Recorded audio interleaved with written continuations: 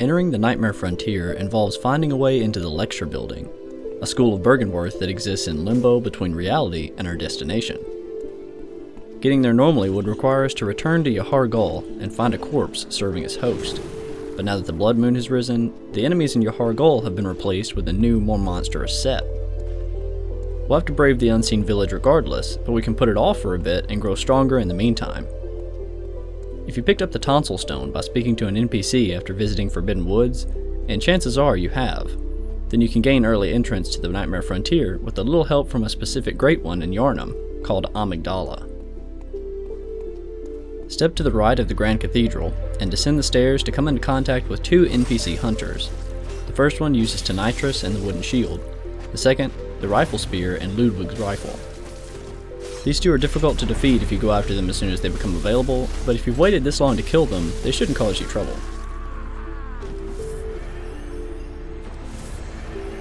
Ignore the stairs ahead, and instead follow the path up the cliff face on the left. If Ram is still alive, a Snatcher can be found on top of the cliff, but once Ram is dead, all Snatchers are removed from the game. Drop down onto the landings below the cliff. This puts you in position to take out two rifle huntsmen who can't be reached otherwise.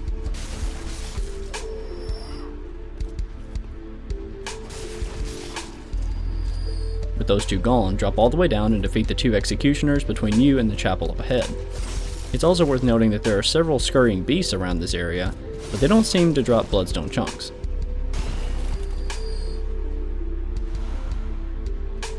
Pressing forward, step inside and approach the Great One. These can be found clinging to buildings all over Yharnam once Ram has been killed, but only this one can take you to the Lecture Building.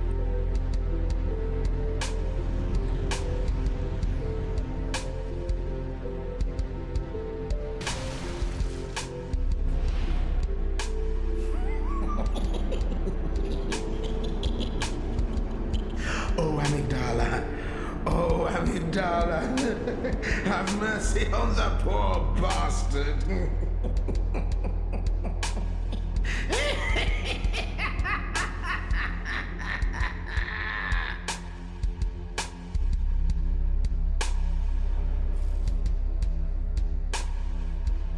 You awake in a darkened room near a lamp. Light it and open the door into the Lecture Building's first floor hall. Straight across the hall, you can speak to the voice from earlier.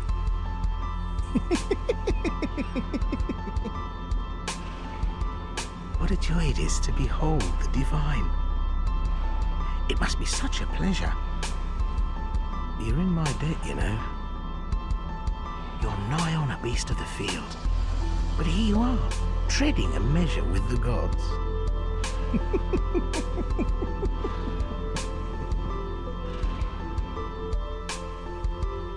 The Lecture Building is rectangular and symmetrical, with several doors along each side of the hall.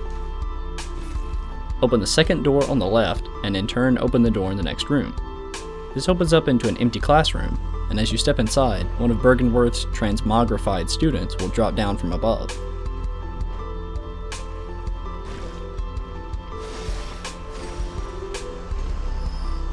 Examine the corpse of the professor to obtain the Lecture Theater key, which opens the classroom on the other side of the hall.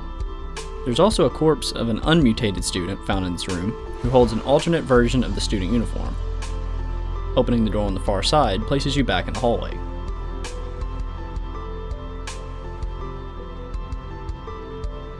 Use the theater key to open the third door from the lamp, on the right side.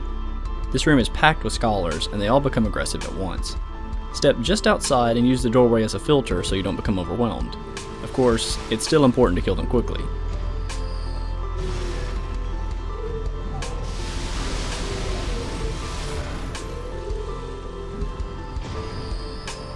Through the door on the right side of the room lies a chest holding Augur of Ebertas.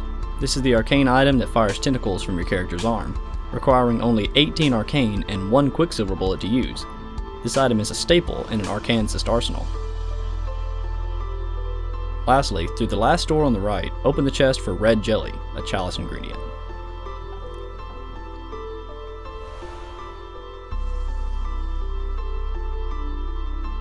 When you're ready to proceed, open the large door at the end of the hall, which takes you to the Nightmare Frontier.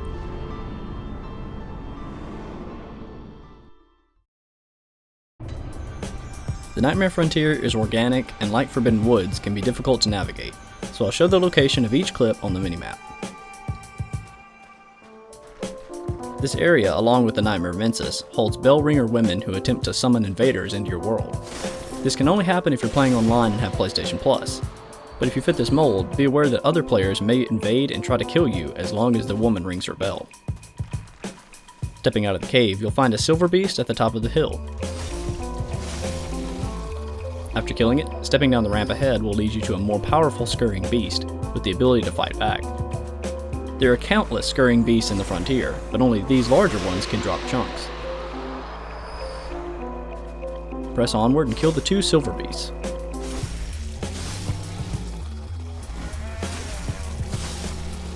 Then cross the bridge up ahead. 2 hunters prowl this area. The first has a hunter's axe that inflicts bolt damage, and the second uses the threaded cane and blunderbuss.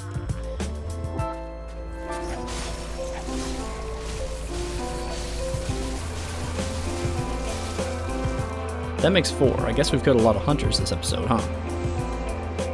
Follow the left wall up the ramp and roll across the gap.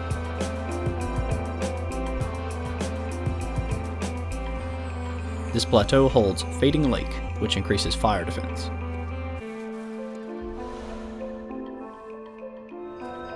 Up ahead, there's a massive poison swamp that we'll have to wade through to get to the boss, but skip it for now.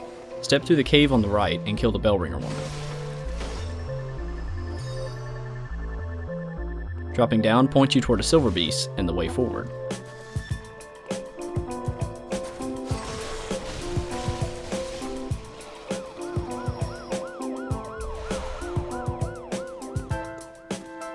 Through the cave there are several giant children who throw massive boulders at your character.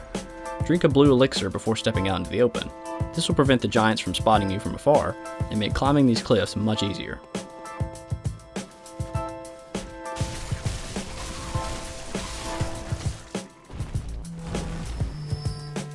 Kill the giants as you press forward and up to the peak of the cliffs. There's a scurrying beast at the top that leads you to a stone slab. Walking out onto the slab causes it to collapse on the platform below, and serves as a shortcut back to the lamp. Back across the shortcut, take the bridge on the right, and follow the ramp down to the lower platform.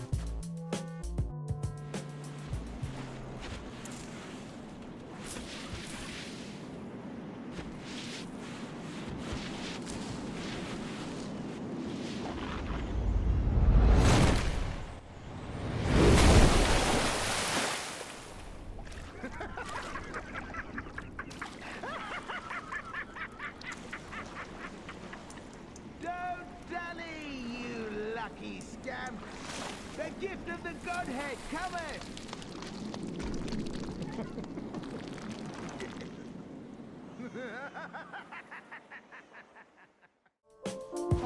The same creature from the lecture hall pushes you into the chasm below, which is filled with poisonous water. Take a right and wade through the water toward the crawlers. The larger ones can inflict rapid poison with their spitting attack, but you'll probably be eating antidotes anyway from the poison of the swamp. Their appearance is more intimidating than any damage they can actually inflict. Another large scurrying beast is found in the center of this clearing. Within the cave on the far side of the clearing, a final new enemy is found, which is probably the most dangerous in the entire game. You'll have to use the iframes of a properly timed dodge to avoid the grab, because the poison of the swamp and frenzy buildup will surely kill you if it connects. At the end of the cavern, pick up the Messenger's Gift. It's an arcane item that transforms your appearance into a cluster of messengers. More of a whimsical item, better suited for use against other players. Leave the cave the way you came in, and leg it all the way across to the other side of the poisoned ravine. The cavern eventually places you back in the main poison swamp from earlier. Hug the right wall, and set your sights on the giant in the cave at the far side. This cave is our next destination, but there's a rune to pick up first. So take out the giant, but continue past the cave for now, and up the ramp on the left side. There's another giant at the top of this platform, so kill it or simply push it into the swamp and let the poison take care of it. The rune is found on the side of the island, a more powerful version of Clear Deep Sea that has twice the slow poison resistance. Now that you have the rune, go through the cave which wraps around into the second half of the frontier. Make sure you have some sedatives on hand, as another winter lantern lies up ahead. Again, dodge just as the monster grabs, and keep an eye on that frenzy meter.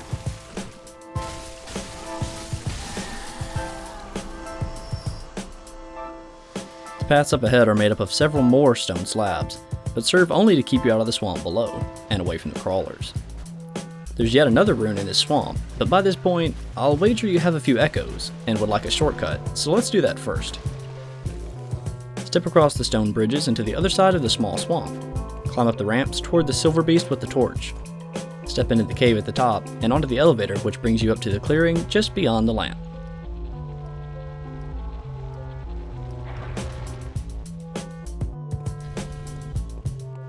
In fact, while we're here, we weren't able to collect everything we needed being so rudely pushed into the ravine before.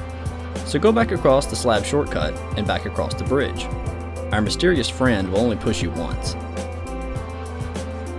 Through the cave straight ahead from the bridge, knock the giant into the swamp so that it doesn't give you trouble, and backtrack past the entrance a little into the alcove with a more powerful clockwise metamorphosis rune. Then take a right from the cliff behind you, where the giant was found, and drop onto the ledge below to pick up Stunning Deep Sea, which buffs your rapid poison resistance. From where I am now, there's no way to get back to the lamp easily, so I like to use a bold hunter's mark to return. Alright, so before challenging Amygdala, let's get that last rune. Grab some antidotes and some sedatives, and jump into the swamp in the second half of the frontier. Navigate to the caverns in the cliff, and wade into the back. There's a third winter lantern to kill here, but this one at least has its back to you.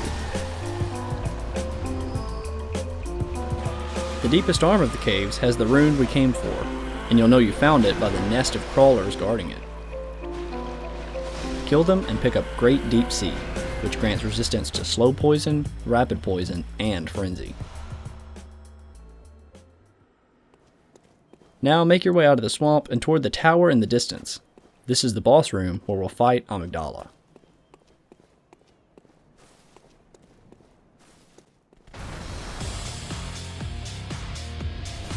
She is a great one, and you may have heard that she's extremely hard or quite easy.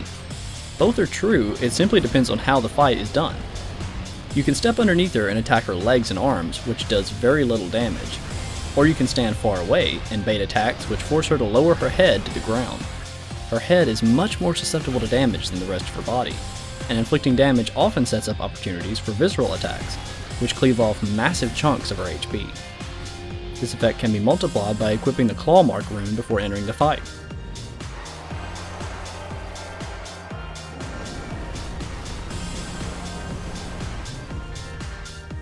The biggest fault in this strategy is the difficulty in actually connecting with the monster's head. Vertical attacks like the Saw Cleaver's transformed R1 make this easy, but with weapons like the Blade of Mercy that have no vertical attack to speak of, it can be much more of a challenge.